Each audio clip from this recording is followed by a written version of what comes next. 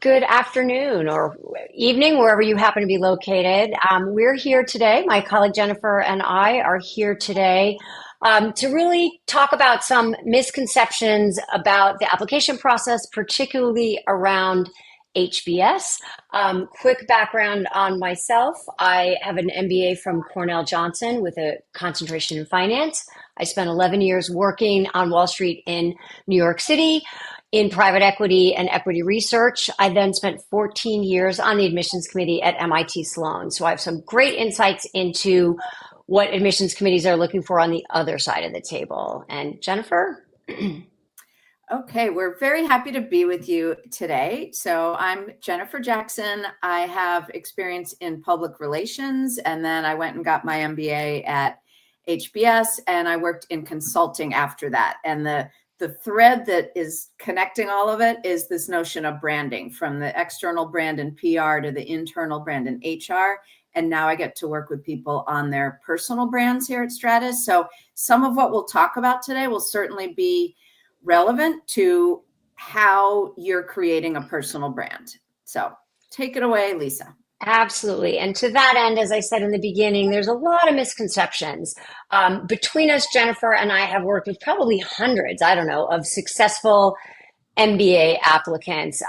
So we both have great expertise at this. Jennifer happens to be our in-house HBS alum, so we get some extra nuggets from her.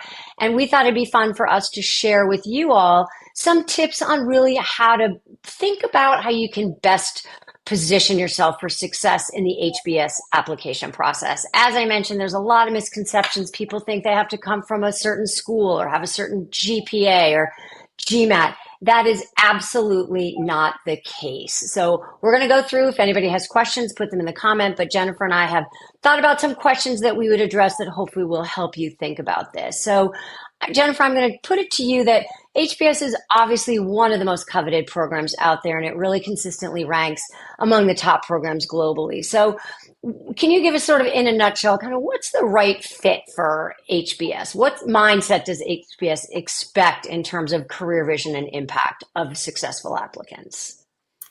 Very broad question. Yeah. Very hard to answer it in this format. But I would say across their 3 essays and your resume and the recommendations and their short answers, we're going to get to each of these to some degree a little bit later in our chat here. They're looking to see that you are someone that has potential as a leader. You have probably shown some leadership already, whether it's at your job, it could be even in an employee resource group at your job. It might be in an extracurricular. It could have been in college. It could have been on the side in high school starting. So they're looking for leadership, certainly, and they want a real understanding that you have a real understanding of where you want to go. Not necessarily how HBS is going to help you, because they know they'll be able to. They're not looking for that in the essays, but where you want to go and how you're going to make your impact in the world in some specific way. So we'll get to this maybe a little later, but in the short answers, they're going to ask about career aspirations. You can be specific with companies that you're looking for and that kind of thing. The business-minded essay, which is the first essay that they ask, that's not where you're going to be super specific about the exact role and all the things you're going to learn it. That's where you're showing them the arc of your career, how you got here, where you want to go, and how you are going to make this big impact in the world as a leader. Super. So getting at a little bit, as you were talking about earlier, your personal brand. What is that? So digging into a couple of those things, again, what matters most? Does it matter that a candidate went to an Ivy League undergraduate school? Does it matter that they come from a particular industry that is maybe under or overrepresented in business school? How do those things matter? The individual pieces, how does that really matter in terms of undergraduate college, career, and the type of firm you come from, as well as grades and testing? Maybe help us with that a little bit, if you would. Yeah, this is tricky because people want to know sort of what the difference makers are. And I'll just say probably a frustrating answer, which is all of it together really matters to show who you are. So if you went to an Ivy League undergrad, great, but you might have a set of work experiences that are not quite as impressive as someone who went to a state school or went somewhere else in another country. So, it's one thing. Does it hurt to go to an Ivy League school? No, right? Does a high GPA hurt? No, it helps. But does it help offset a lot of other pieces? No, you're coming at it as the whole of who you are, and they're looking at you across a whole lot of areas, right? So if you might have a lower GPA, but a quite high GRE or GMAT, or the opposite. I had a client who had a 690 in the old GMAT days when their average was about 740. She got into HBS. It is not all about score. Score is part of it, and you might have a score that's so low that it does keep you out. That's not super common though.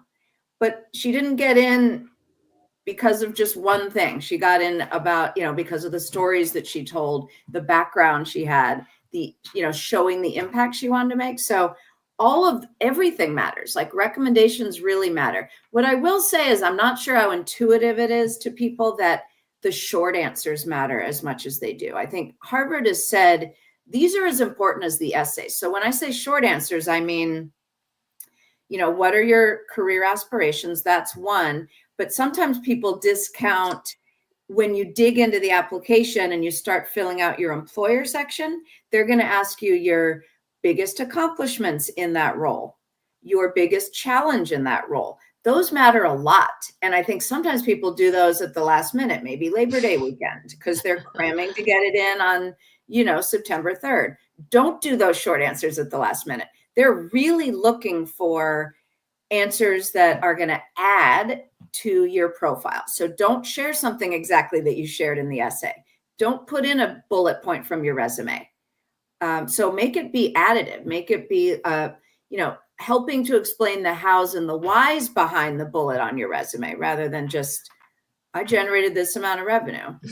Okay, that's one thing, but like, how did you do it? Why? So emphasize that and remember the short answers. That's a great piece of advice. I always try to tell my clients, go into the applications early. I had a client years ago who I gave that advice to. 15 minutes before the deadline, she opened it and didn't realize there were all those drop boxes, and they are really, really critical. And I think that brings up a point. Jennifer and I often will meet with admissions committee members of all really the top 20 schools.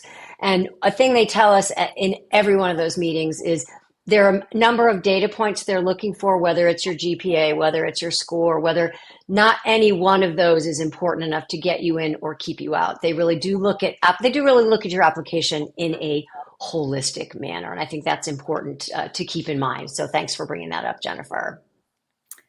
Sure. Also, we did talk about a little bit, you touched on essays.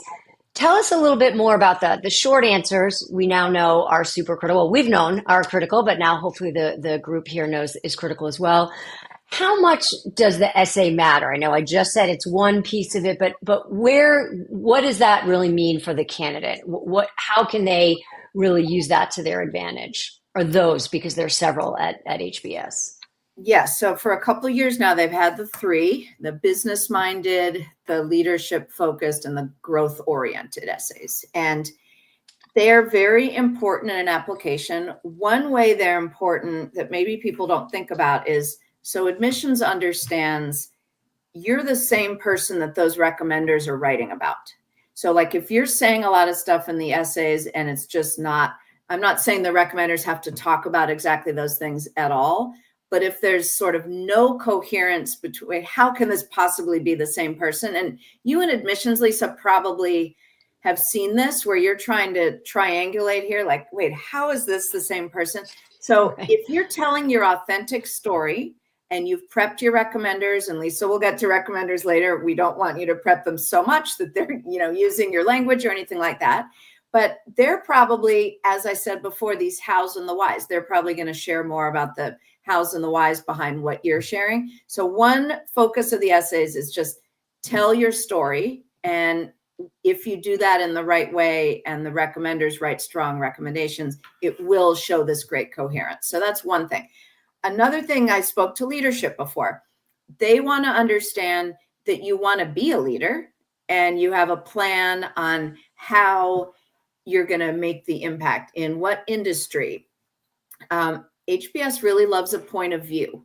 When you can show a point of view about something, particularly in the first essay, is where that is the most, I think, sort of easy to work in. Like, there's a certain thing that you think is wrong with the healthcare system in the United States. There are a lot of them, but you've seen based on experience what that is. And here's how I want to fix it, but I need these skills first. And then I'm going to be a leader who can fix that. So that's just one example, out of many. So points of view are very important for Harvard. You have to kind of argue for your point of view. That it won't matter if they disagree on how you want to solve something. It's that you're putting yourself out there with a clear thought on a problem in the world and how it might be fixed. The growth essay, I think the leadership essay is a little bit more straightforward for folks. They might see something more like that in other schools' applications and things. The growth one has proven to be a little bit tricky, and there's no magic bullet on getting that one right. But when I've read lots, because at Stratus, we have a school-specific reader. So like for Lisa's clients, I'm reading Lisa's clients' HBS essays after she's worked with them. Or I'm reading our other folks. And sometimes people don't spend quite enough time on the reflection piece. How did this curiosity make you grow or change? What did you do differently? And HBS has told us they really love it when someone can show that they've changed their mind about something. It shows humility. It shows self-awareness. They want people like that in the case method classroom. They don't want a whole bunch of type A people that are right about everything and have to do everything themselves. So they want people learning from others, willing to change their mind. And when you have a great example of that, that can be really powerful in that essay 3. Excellent, excellent. And I do think, and you probably see this in your practice as well, there does come a point when you're looking at applicants, all have strong numbers, all have whatever. The essays, the topics that you choose to write about can really help set you apart. Again, they're not necessarily going to be a make or break because they're taken in conjunction. But if you are your authentic self and come up with some interesting examples, that will help set you apart. So 100%, yes. Yeah. Did you have anything you wanted to discuss, Jennifer, specifically? I've got a few more, but I don't want to drive the whole conversation.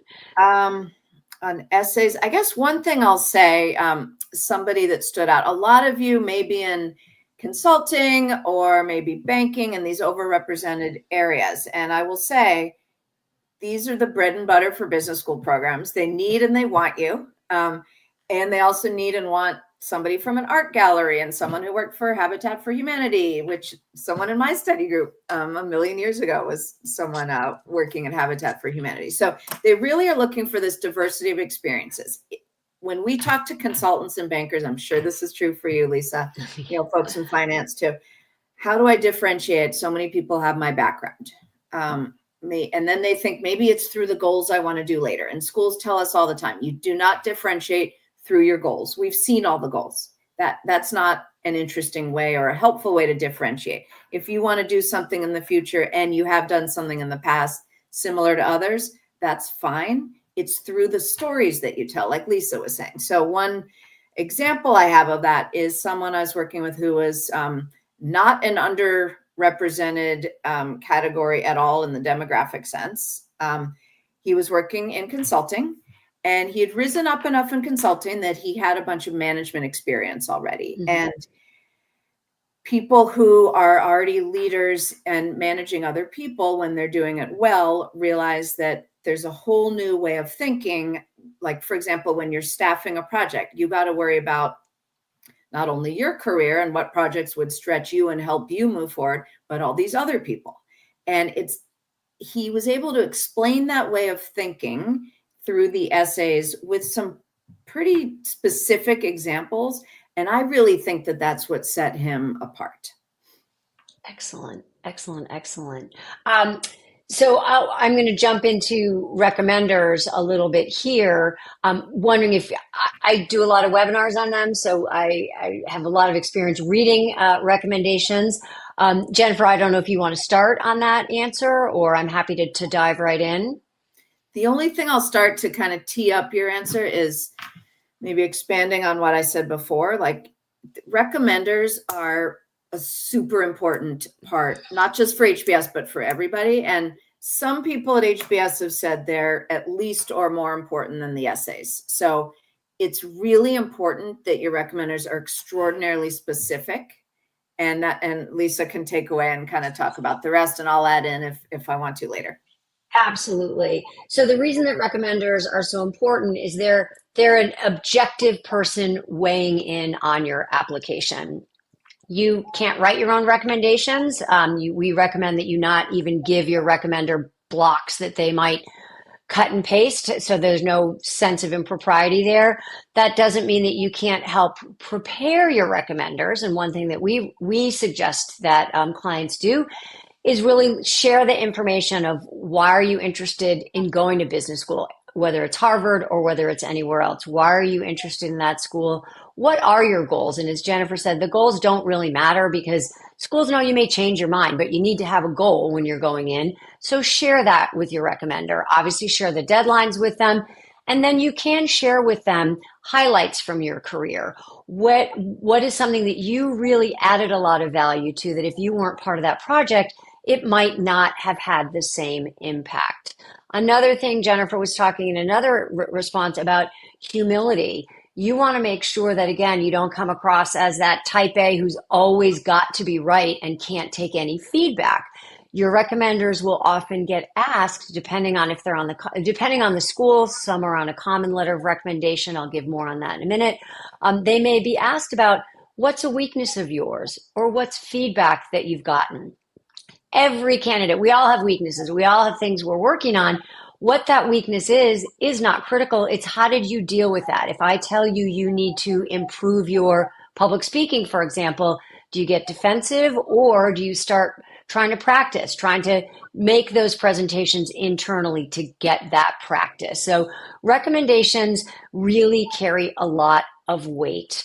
So you really do want to make sure that you prepare them, give them plenty of time. We generally say about 6 weeks, is it, Jennifer, before your deadlines. They're probably going to write them the night before or a couple days before, but you want to make sure that they have the time they need, and you want to give them enough information that'll jog their memory to think about these things. And as Jennifer said, it's all a triangulation.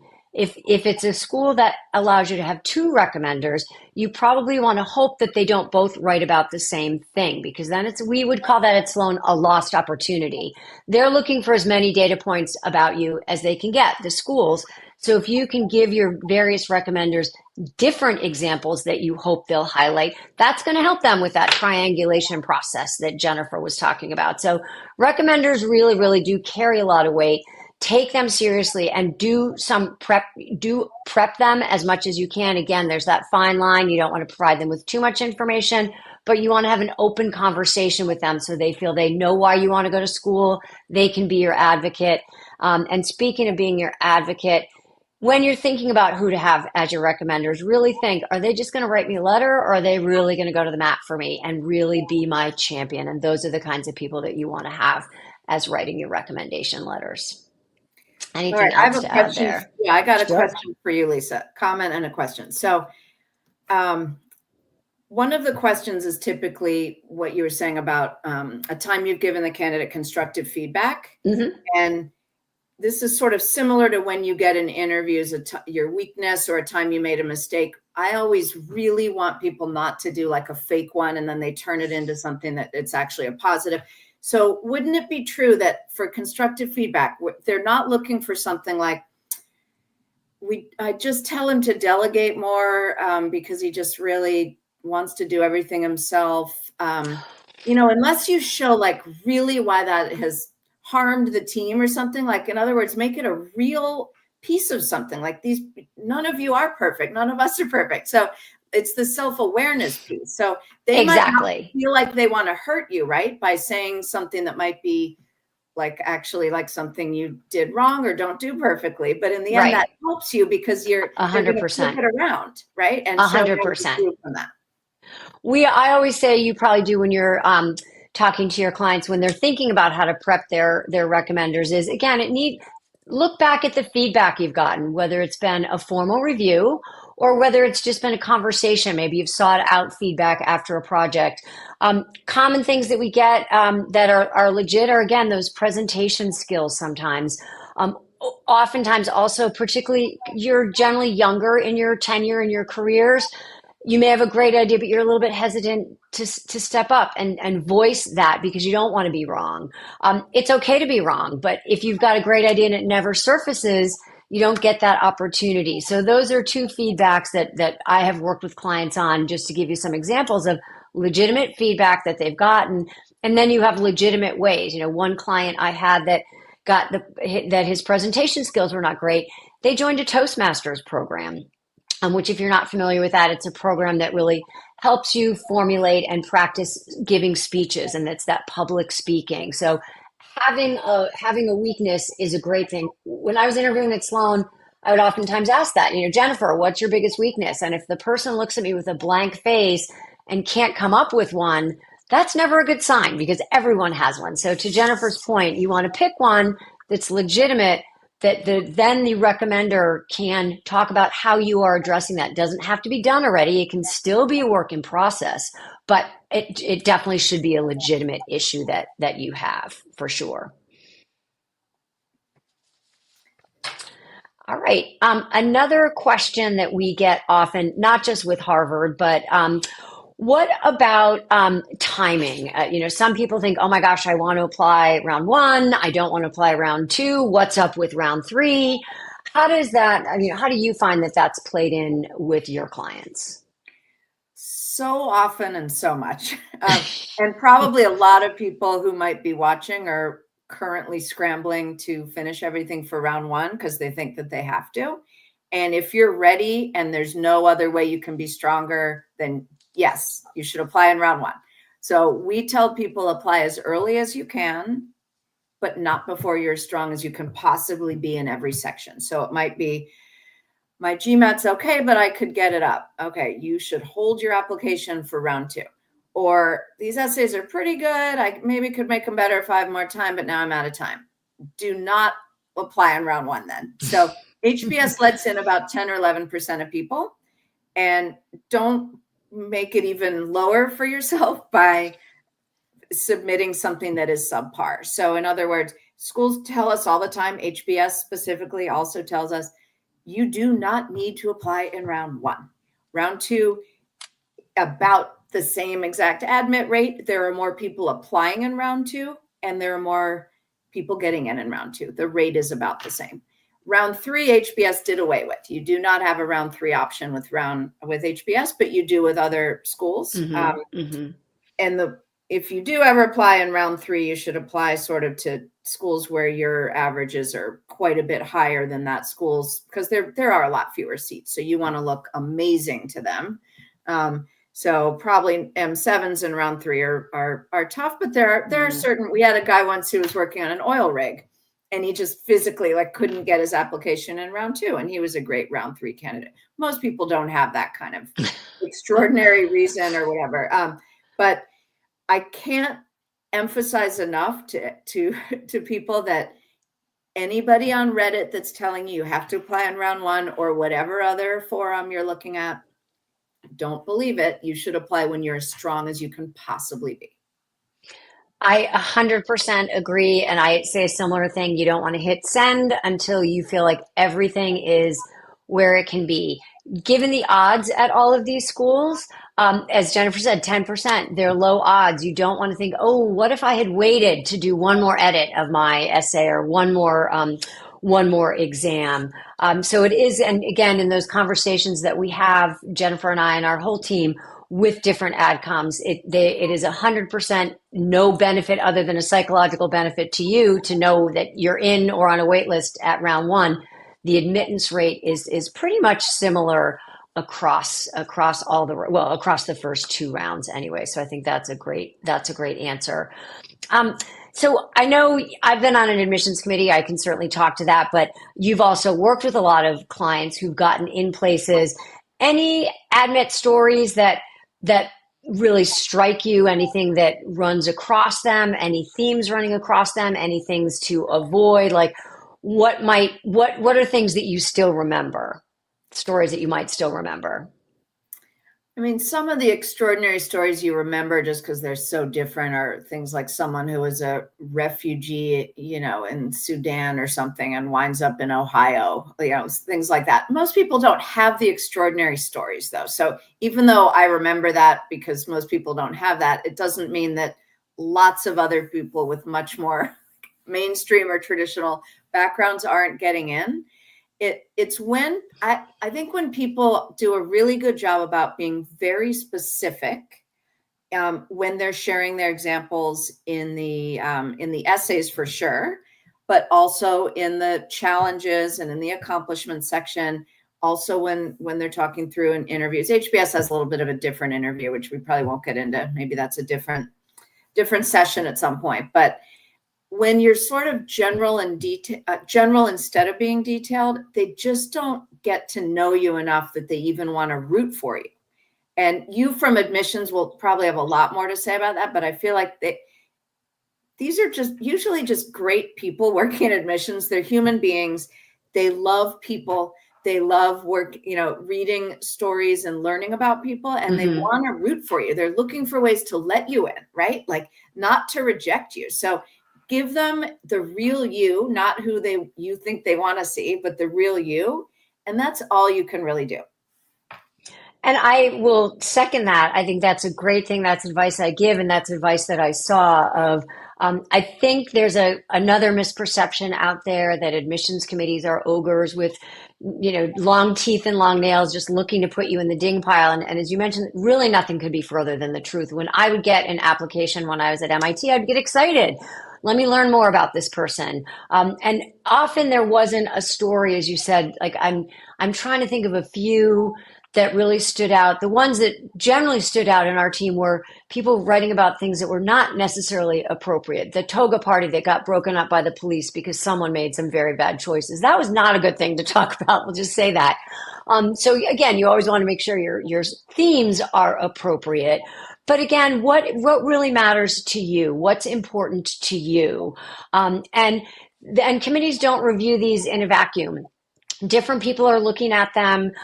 Different people will weigh in. So you want to have a story that really gets at who you are.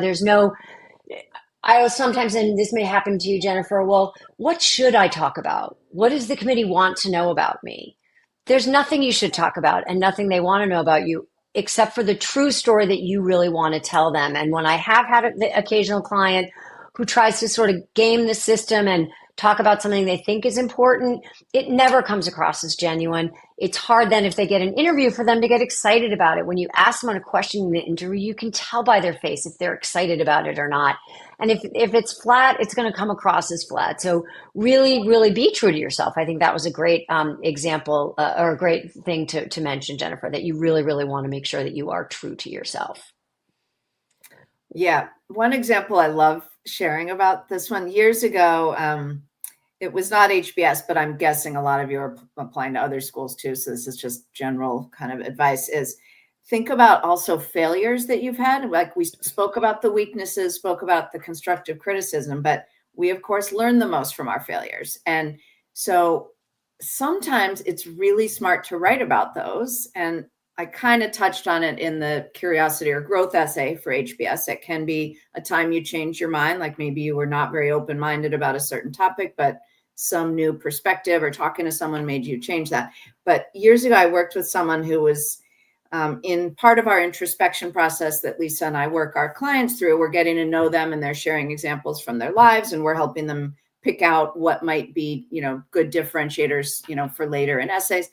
And this guy shared that he, for the first time during college, he had a group project in a class, went up to the front of the class to present, and he had a panic attack and just froze. And he said he was mortified and everything. And of course, that story, just if you stop there, is not particularly helpful to him. It's where he took it after that was so interesting. So he told a story about having that happen. And then everyone on his team just picked him up, sort of lifted the whole team. It was seamless. They covered for him. And he was reflecting on it and saying, that's the kind of team I want to be in, that I want to be part of in my career. These are the types of people I want to be around in my life. And it became about community. So even though just on the face of it, it's like, okay, you kind of screwed up a team project. That's not that interesting, but it's that so what of it that was so interesting. So think of, I talked before about hows and whys. Think about your so what's and, how you reflected, how you grew from something, I think is people maybe discount a little bit.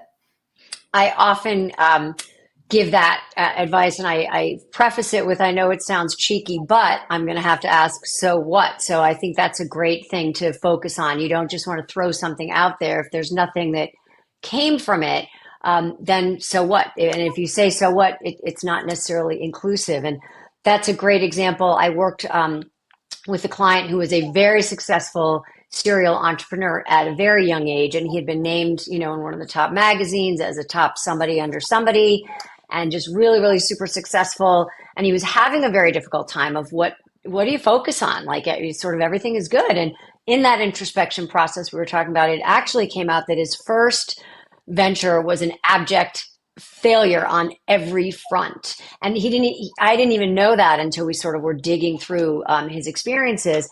And then we used that as the builder of this. Okay, so it failed, so what? And then it was the learnings from that. And what did you want to be from that? And how did you want things to look at from that really made for a great story, Yeah,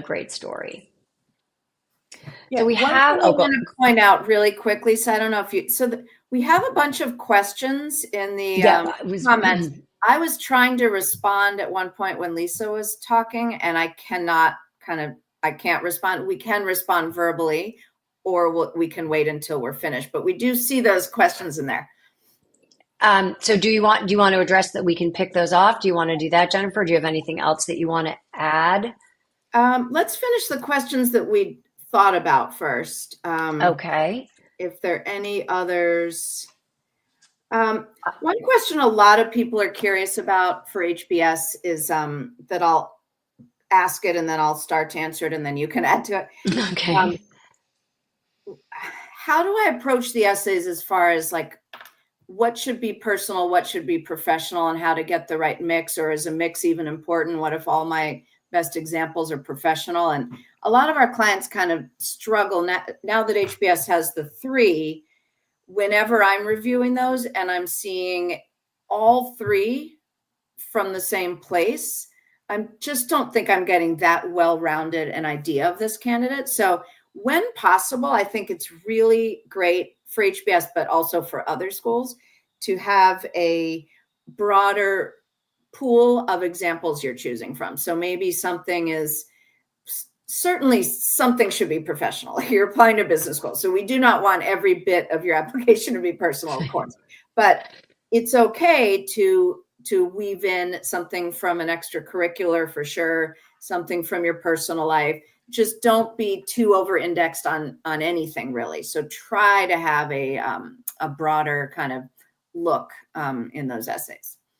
Yeah, I would agree. And I think sometimes people think, clients I've worked with is that you really have to be very laser focused and go deep on one thing. And so when you say, Jennifer, a broader exposure, I think we still want to see themes across things. So not just totally random stories. It's nice to see some of those leadership in a professional space, in a volunteer space, in a club in college, whatever it was. So similar traits across various, again, various parts of your life really show the committees that is something that you are invested and vested in and something that's really important to you. So being well-rounded doesn't necessarily mean you're throwing out 100 things out there.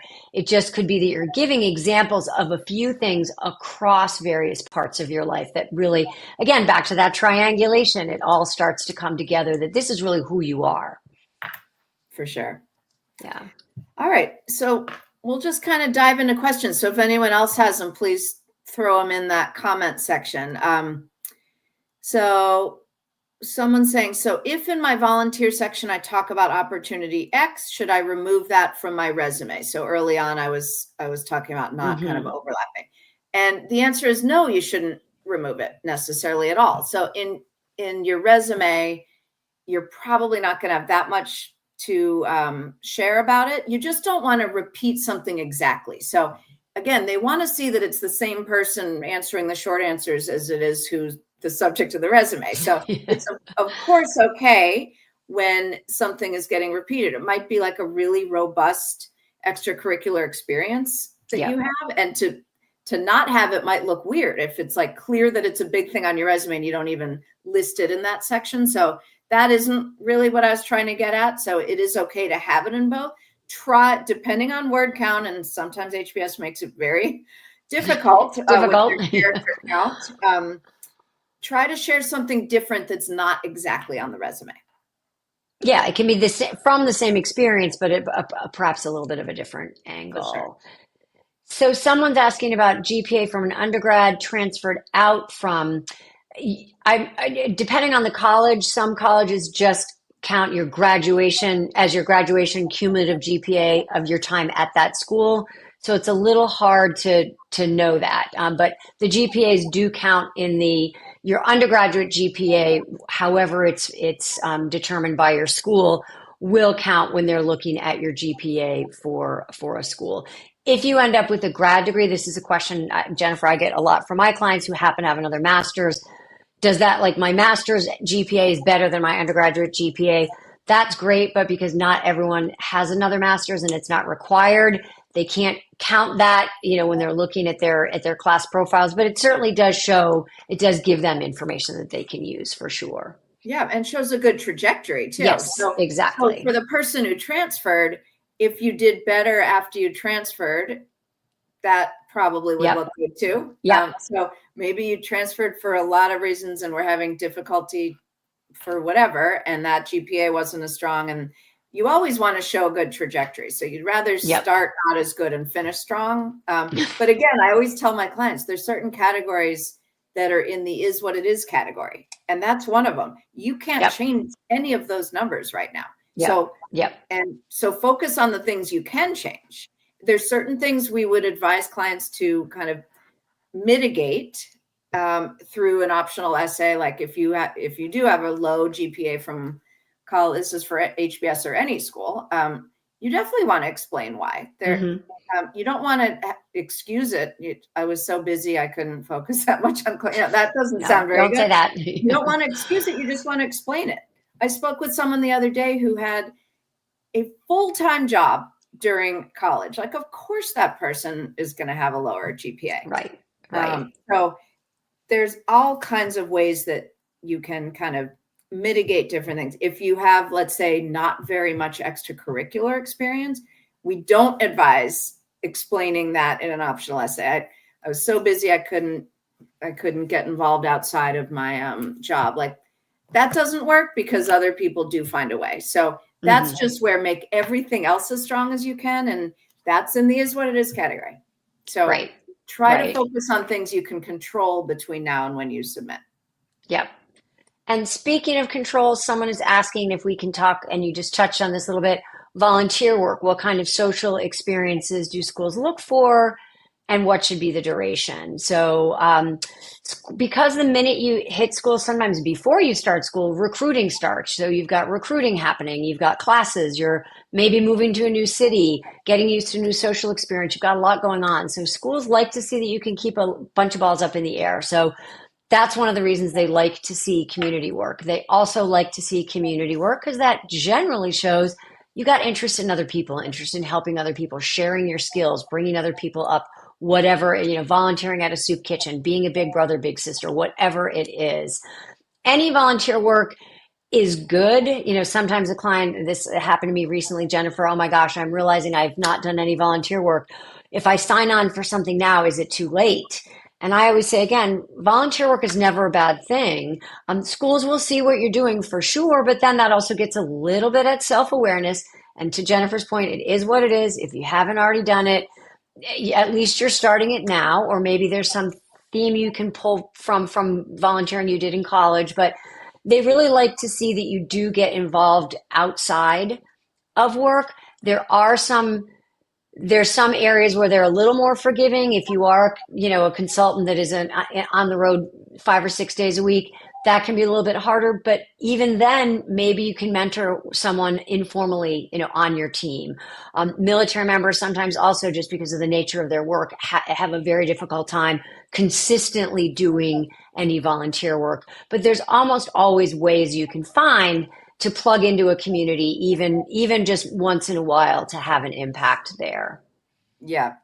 In an ideal world, I mean, what they're looking for is patterns of involvement in things you've been passionate about over time.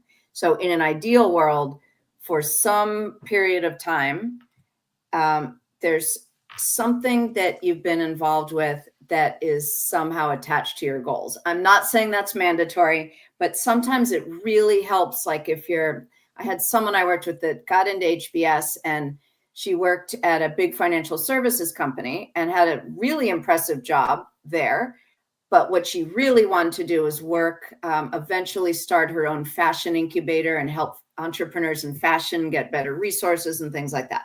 So how do you explain that job when you're just sitting at a financial services firm? Well, her way of explaining it was she took the bull by the horns and found an organization in her city that was doing that, really kind of learned the ins and outs, and that got her much more excited to do it herself later. So when it's connected to your goals, that is sometimes a way to explain to them or sort of show proof of your interest in goals that might look somewhat different from what you're doing now. Like it's a fairly big pivot.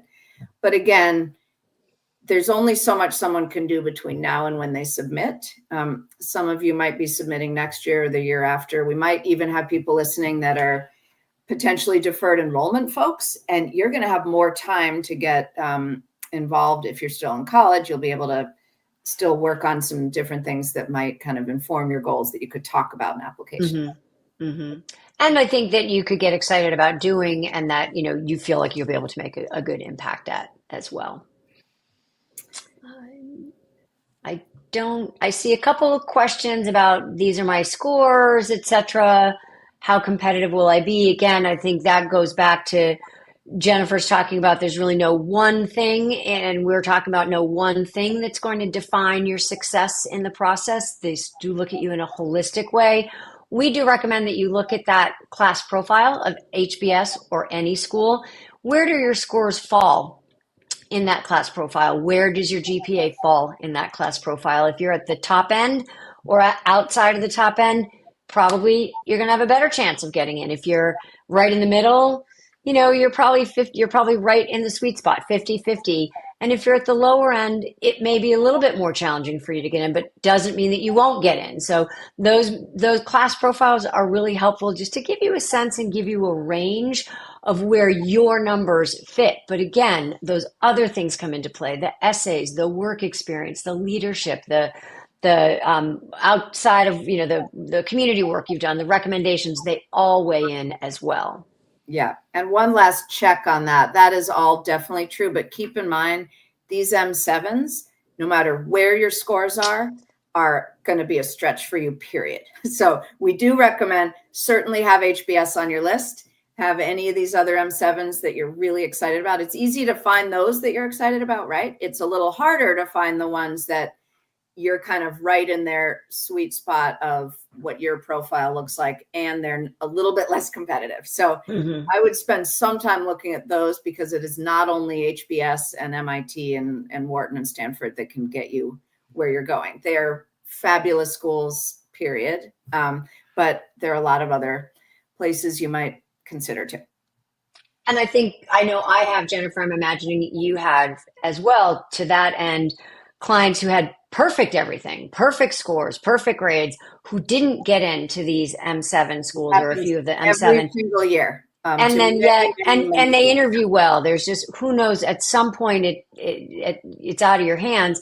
And then I've had several that were off the other end of the range who we just thought, what, this is a dream. Let's put together the best package we can and keep our fingers crossed. And they're at Harvard now. So, these things those are guidelines. They're not hard and fast. But again, I think it's having that realistic set of expectations that if you really want to go to business school, you may want to have a list that includes a broader range of schools. I think that's terrific advice.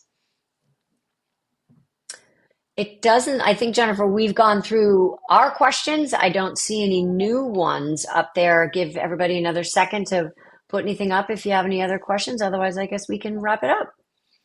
That sounds great. We enjoyed being here today. Thank you.